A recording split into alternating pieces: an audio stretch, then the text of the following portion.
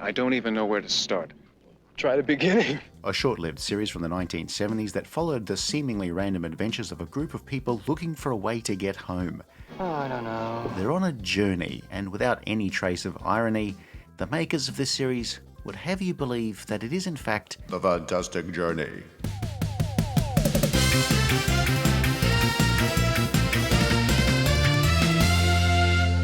We'll make it back to our own time. And you will too. But we'll do it together. Right on. The Fantastic Journey from 1977. Well, let's talk about The Fantastic Journey, because up front, the name of the series may potentially be overselling the contents of the show. Also, let's not mix up The Fantastic Journey with Fantastic Voyage, or The Fantastic Mr. Fox, or any of the Fantastic Four movies. Here we are, right in the middle of them. Not for too much longer, I hope. Fantastic Journey is an odd show from an era when adventure series with high-concept science fiction elements were generally not in favour with networks. And it had the misfortune to be cancelled just as a little movie shot in England was about to make TV networks scramble to greenlight any old tosh with a sci-fi concept. Timing, of course, is everything. Just ask Uncle Reg after he lost big with his investments in a chain of tripe restaurants where you ordered offal-based meals through his new gesture-based app, Swipe for Tripe. Someone is taking them from me. The Fantastic Journey followed a group of travellers from different time zones as they travelled to a place they hope would be able to send them all home. There were Fred and Scott from 1977, Varian from a few hundred years in the future, Liana from the city of Atlantium, and Willoway from the 1960s. This should do it. Each time zone they entered would involve them making contact with a different civilization or community, often with a sting that would complicate things for our travellers. The Fantastic Journey ran on NBC between February and June of 1977, at a time just before science fiction television shows were about to be in high demand. We've got us a Bermuda Triangle freak on board. In the 1970s, a fascination with unexplained phenomena fueled a wave of media about the odd, the supernatural, and the mysterious. Remember when the Bermuda Triangle was a thing that people were utterly fascinated by? The Bermuda Triangle. Well, the producers of this show thought that that would make a good hook for a television series, which of course isn't actually referenced all that much after the show's first half hour. If a ship goes down, there's always a good reason. Not just because of some funny place on the charts. If I'm honest, The Fantastic Journey sounds like a rather generic name for a show like this. That's, fantastic as in fantasy rather than a superlative. But we thought maybe we could come up with a few alternatives that had just a little bit more zing. The fanciful hike. The tartness is removed by a mysterious process. Our travellers are trying to return home, which involves them going for a long walk and then being transported to a different time zone, while hoping to find their way to a place called Everland, which apparently will lead them home. The pilot has one interlude in our past, but the series episodes would mainly be about different settlements and societies in various future time zones. Nothing more than passing through a doorway into another room. In the feature-length pilot of The Fantastic Journey, a group of scientists and researchers who've chartered a boat end up in the Bermuda Triangle, and to the shock of all concerned, something strange happens.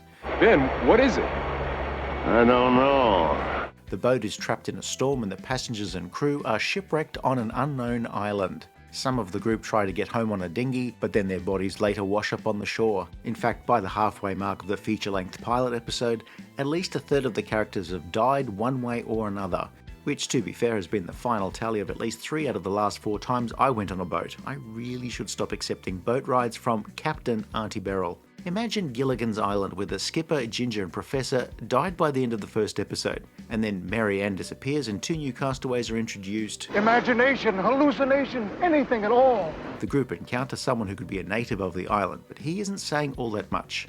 Then youngster Scott, who, remember, is the son of a famous scientist, discovers that the local man is in fact Varian, a man from the future, whose broken down time machine means he's just as stuck on the island as Scott and his group. Most of these do nothing now. The island is a maze of time zones. If you walk too far, suddenly you're somewhere else. Actually, it's not somewhere else, more like somewhen else. It's a place where if you decided to start training for a half marathon, you'd have to stop every few miles in order to set your watch to the correct time. Varian explains that there are different time zones, and I don't mean like Pacific time and Central, but pockets of time, apparently all located on the same island, which, truth be told, is pretty convenient. A space-time continuum. The group will set off in one direction and zap, they're in another time zone. The pilot episode is the only time a recognisable Earth historical period will be featured, and a large part of the episode takes place in a privateer settlement led by Ian McShane, where he has captured some of the boat survivors. The local pirate king, make that privateer, realises something's up when his unwilling dinner date spills the beans. The England you talk about hasn't existed for nearly 400 years. A plan to rescue the captives is complicated by the fact Varian has to cop out because he can't engage in violence. Well, we've made a couple of good old-fashioned Molotov cocktails. The rescue goes off almost without a hitch, apart from the boat skipper getting greedy when he tried to pinch some treasure for himself. It's no good. It's no good. And then the group find themselves in the futuristic city of Atlantium, which seems like a nice place until we learn Paul, Jill and Eve have disappeared, leaving Varian, Fred and Scott behind. My father's here. Awaiting you. And the leaders of Atlantium have plans for Scott. You know as well as I do this is 1976. So we haven't spoken much about the other characters, since apart from Fred, everybody who hasn't died will be written out by the end of the episode. They are back in their own time.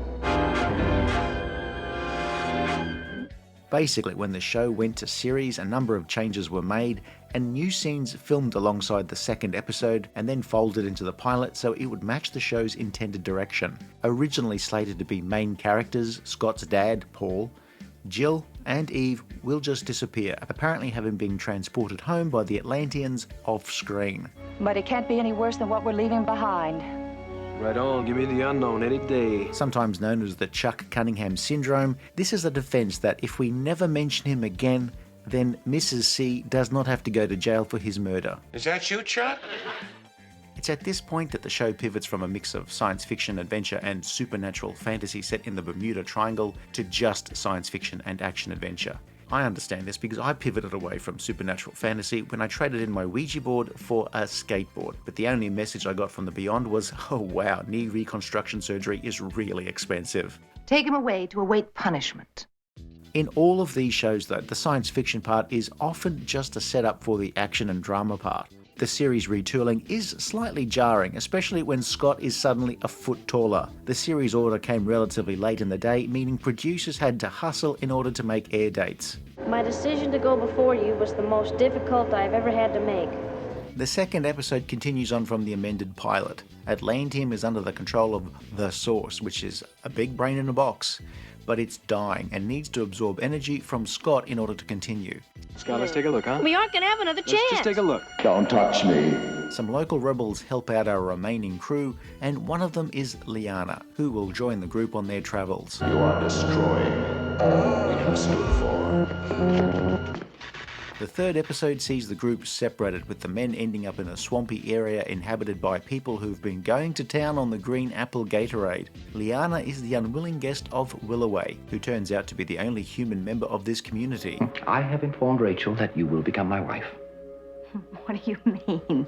Everyone else is a robot, and then it turns out that Willoway had displaced the original inhabitants, that's the Green Apple Gatorade gang, and made all of his robots look like backup dancers for Donnie and Marie. Willoway ends up having a change of heart, and Varian asks Willoway if he would like to join them in their journey.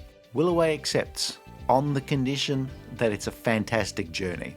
Unfortunately, the viewer may have surmised that this would not be the case. I heard that. But the show was cancelled before Willoway could institute legal proceedings. After the equivalent of 4 one-hour episodes, we now have our group, who will travel together on their Fantastic journey. I mean, mediocre adventure as a name might be more apt, but also cruel, and Shit Hot Quest might be over-egging it too much. Scott Jordan is the 13-year-old son of a famous scientist. The 13-year-old son of a famous scientist. Now, Scott is not a famous scientist, but apparently him being the son of a famous scientist seems to be a big deal. The boy is the son of a great scientist. Scott is the person in the group who's the first to hold out the hand of friendship in any situation and manages to, mostly, avoid falling into the trap of being the annoying kid on a TV show. I challenge you for the right of leadership. I will not even answer such a challenge. Ike Eisenmann was a child actor who appeared in many programs and films of the era, especially if they had the words witch and mountain in the title. I'm not a boy. He would retire from on-screen acting in his 20s, instead doing a lot of voice work. But yes, he was Scotty's nephew in Wrath of Khan. Varian was a healer from the 23rd century, where the intro tells us he has awesome power, which is wielded through a futuristic tuning fork called a sonic energizer. Varian will use its power to heal, to repair, and sometimes as a weapon. His pacifist ways talked about in the pilot seem to have been toned down, where at one time he was consumed by rage. In the pilot, Jared Martin was the third-billed actor, but quickly became the show's lead when it was picked up for a series. I've had more happiness here than I could ever know in my own time. Jared Martin would end up spending much of his career doing guest shots in every show going. And I do mean almost every show going. I'm not a masochist. Are you ready? Martin would also go on to star in the late 80s sci-fi series War of the Worlds, where, well, again with the tuning forks. Some dude told you about an evil brain in a box, and they're gonna wire Scott up to it, right? Fred Walters was a just out of medical school doctor, though one who, crucially for this series, wears clothes 2 sizes too small for him. Fred is the most likely to become involved in any action and is the most headstrong of the group.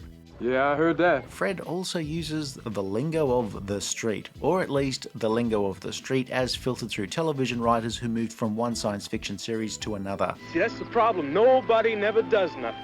Carl Franklin was another actor who did a lot of guest shots from the 70s onwards, but would later become a well-regarded director of film and TV series like The Pacific, Rome, Ray Donovan, Manhunt, The Leftovers, and many more. You're not an Atlantean, are you? My mother comes from the galaxy beyond Oros. My father belonged to Earth. Liana was a half-Atlantean, half-alien woman who joined the group on their trippy trek. You're crazy. She also had super strength as a result of her alien half, though you wouldn't know it from most episodes. Liana also had telepathic abilities which allowed her to converse with animals, in particular her cat Saylor. Now I have to say, you don't really need telepathy to communicate with a pet cat. Just assume they will attack you given the chance and you're halfway there. Liana would end up an underwritten character, often with the least amount of dialogue in an episode. Katie Saylor didn't appear in the last 2 episodes due to illness, and she'd more or less retired from show business. I dare say they were very happy to hear that my plane disappeared over the Sea of Japan in 1963. A few episodes in, we're introduced to Jonathan Willoway, where he spends most of his first episode as a charismatic villain before suddenly mellowing to the point where he's invited to join the group on their terrific transmigration.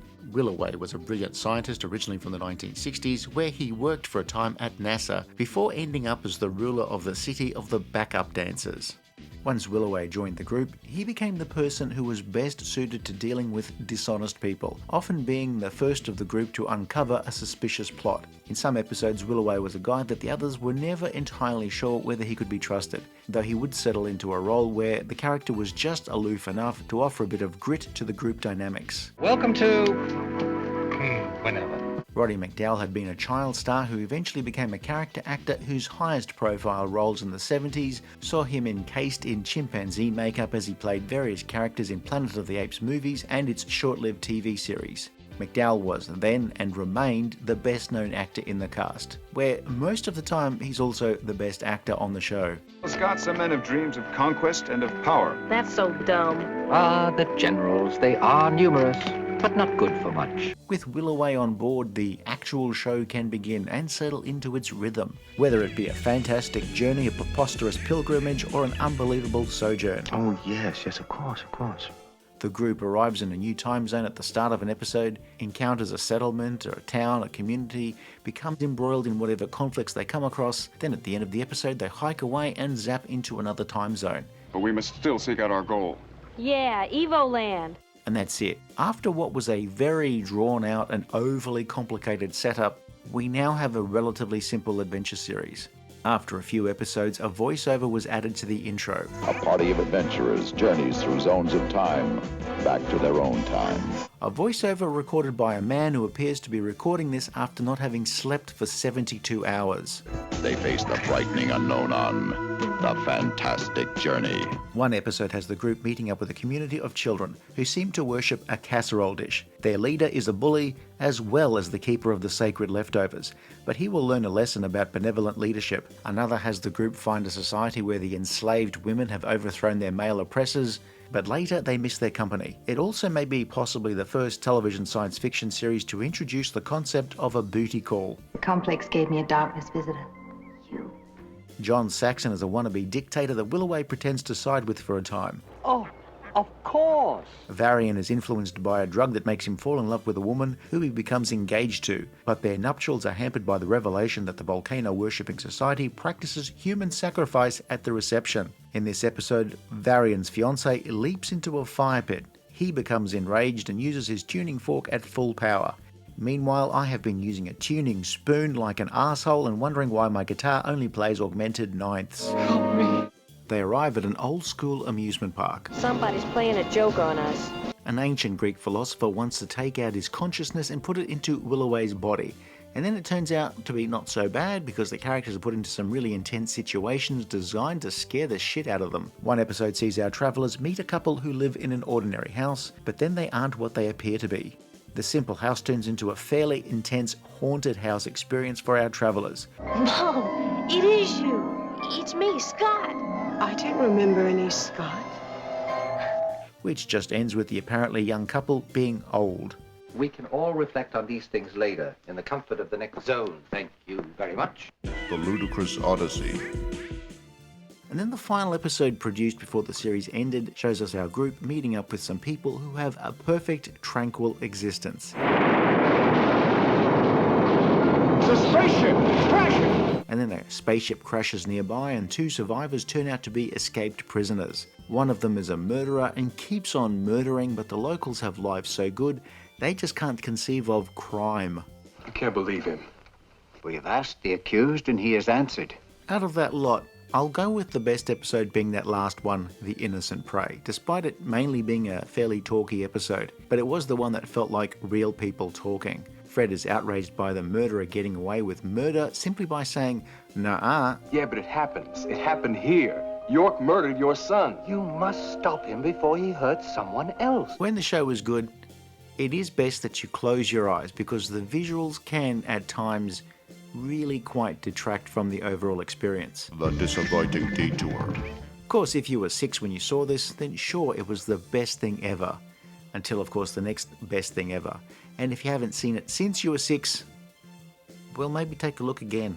We have to go back, Kate. I became aware of the series when it first screened in an afternoon slot during the school holidays, sometime must have been in the early 1980s. But the clips in the commercial look so dull that I never actually watched the show at all. Oh, I don't know. Until, what's the year? Shit. Now. You mean this is that old? So, while I'm not reviewing this as a 6-year-old in 1977, I'm reviewing this as somebody who's having a blast, filling in the gaps of my viewing history.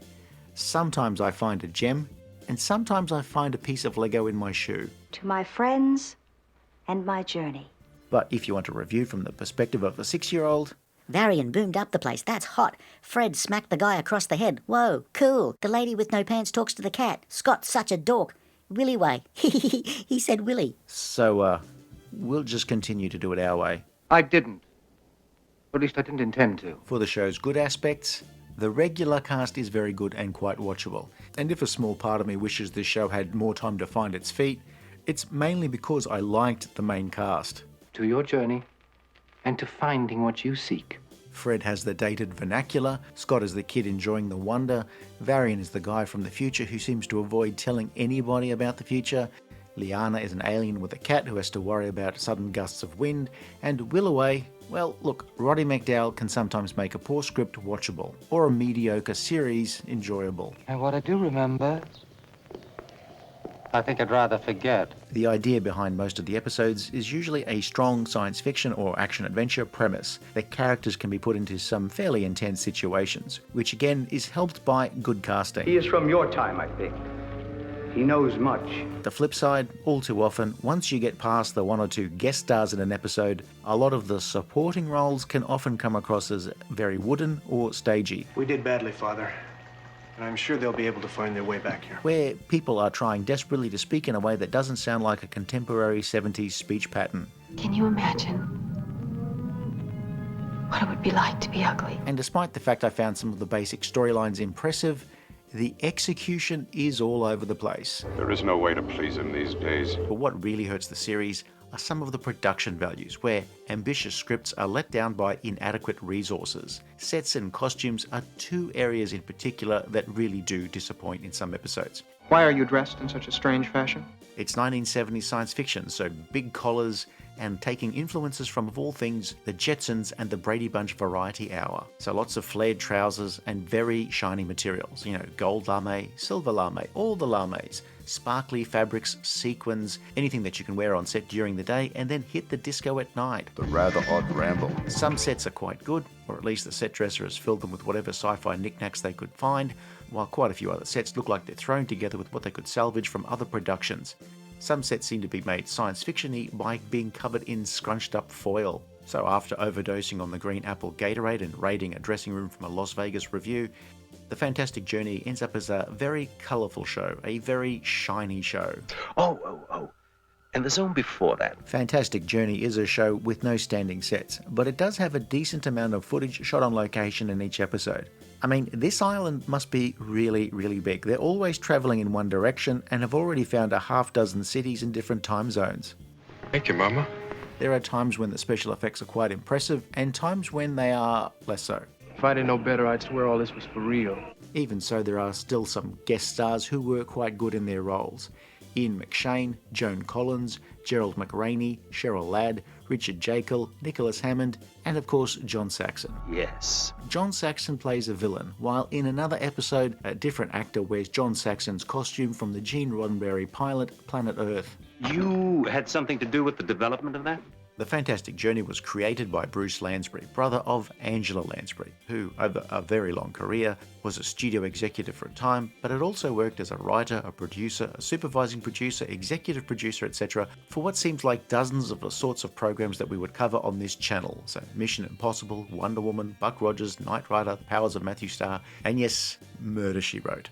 Along with Fantastic Journey, he also had a hand in creating a number of other series, all of which fall into the one-season wonder category. Things like The Magician and Street Hawk. Unfortunately, I've seen things like this only in history books. The Fantastic Journey fits into that subgenre of person or persons randomly wandering from one place to another on some sort of voyage, where they were looking for something that they were never gonna find if this series was to continue. Look, I dig. I spent several years looking for enlightenment, and all I ended up doing was taking out some 7-day trial memberships with a few doomsday cults.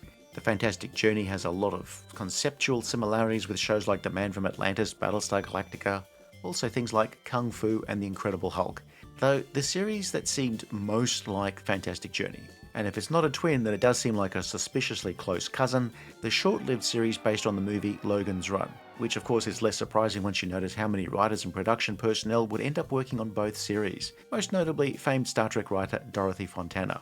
And when you watch these shows, you will notice the familiar pattern to the stories. The Fantastic Journey, though, did seem to get in first. The Logan's Run TV series, which has its own flaws to be sure, does seem like it had learned at least a few of the lessons from The Fantastic Journey about things to avoid, but perhaps not enough. Oh, of course. The show was cancelled by June of 1977 and then became one of those things you might see when a broadcaster had 10 or 11 hours to fill in an early time slot before being forgotten. The Fantastic Journey can be enjoyable enough if you're in the mood for some store-brand 70s cheese. You know, if you love it, then great. Though for most, it's one to watch if you're absolutely morbidly curious about whether or not it really is a fantastic journey.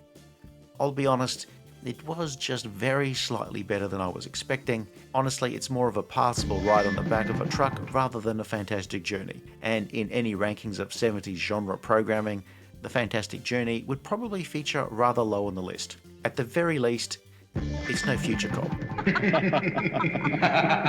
So it's a show that entertained the few who watched it back in the day, but it's also something that doesn't really come close to fulfilling much of its potential. See, here we go.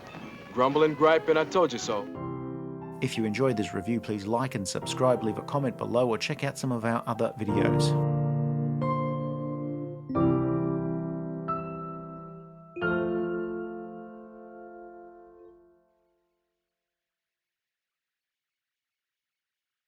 Yep, and he will never let us forget it either. I am never going to let them forget this.